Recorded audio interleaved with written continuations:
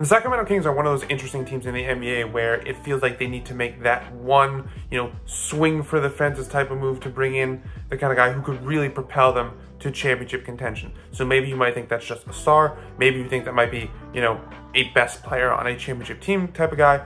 But whatever hypothetical trades you think they have to make, they all probably are going to have to involve Keegan Murray. Because from a player perspective, he's going to be the guy that teams would want the most back in a deal. But when I think about the Kings making that kind of deal, I don't know if I'm just super high off the 47 points he scored last night on 12 threes, but I don't know if they should make that kind of deal. And it's funny because usually I'm always a big proponent of making that deal, right? No matter how good a young player looks, it's very much like the scene from Family Guy where Peter and Lois have the option to take a boat or a mystery box. And Peter's like, well, a boat's a boat, but the mystery box could be anything.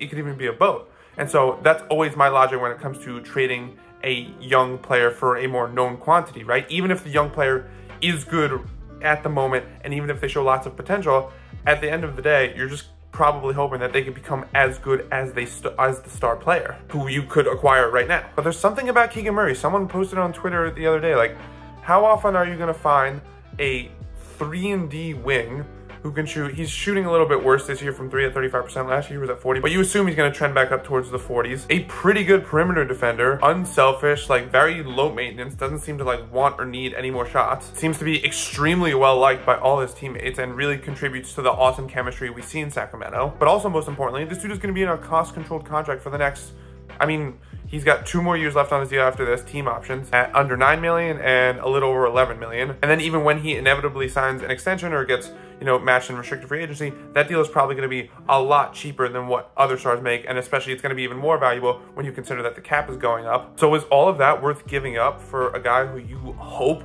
could put you over the top? I think the reason why I'm actually a bit unsure about what the Kings would do in this hypothetical scenario is that we just saw a similar situation play out with Mikal Bridges and the Suns, where Bridges was like this super unselfish, high-level 3-and-D guy on a really great contract, and that's sort of all he really was in Phoenix, was like a 3-and-D, like high-end role player type of guy.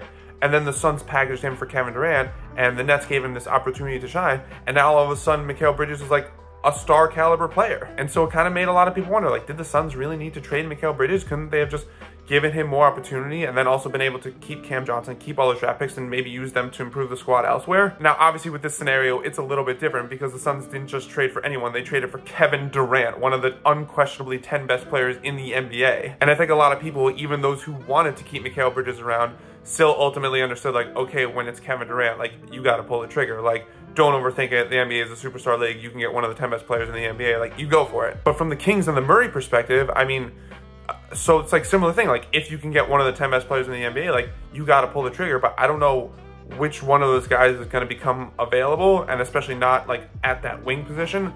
So then you go a bit further down the list, like OG Anunoby. Would you trade Keegan Murray in a package for OG of any type? Hell no. But even like a guy like Paul George, who's definitely a star level player, who I think does a lot of what Keegan Murray does at a much higher level, at a star level. Would you do that deal? I still don't think so. And it's not to say that Paul George isn't a better player than Keegan Murray or won't be a better player over the next 3 years.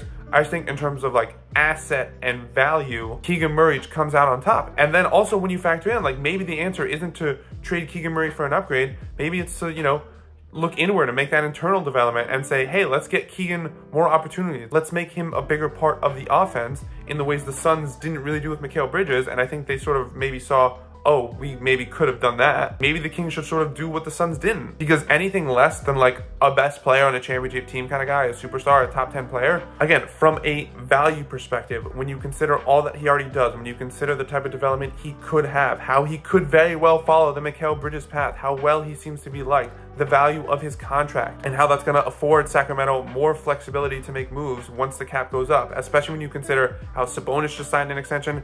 A Supermax is probably coming to Aaron Fox's way this summer. I'm not saying it's like a foolproof system and the Kings aren't going to have some risk, because obviously there's the very real possibility that Keegan Murray doesn't develop beyond a high-end 3-and-D guy, which obviously there's nothing wrong with that, but if you're banking on his star potential, then it's a bit disappointment. I don't know what's going to happen, but I think, again, under the circumstances of Sacramento's makeup and the financial aspect and what we just saw with the Suns, it might make sense for the Kings to bet on Keegan Murray's development. Again, unless like that super obvious guy comes available, but I don't think that's going to happen. So if it's just between like a Keegan Murray or like, you know, a similar guy, or maybe even like an all-star caliber player, I don't know if it's going to be as worth it as it might think to look like on paper.